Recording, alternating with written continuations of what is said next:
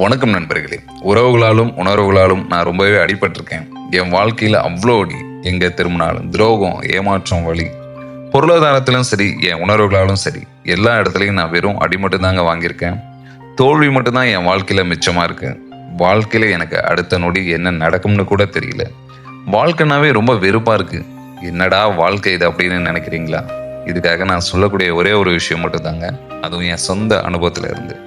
அடிக்கடி பயணம் மட்டும் பண்ணுங்க. ஏன்னா பயணத்துக்கு எல்லாத்தையும் மாற்றக்கூடிய சக்தி இருக்கு.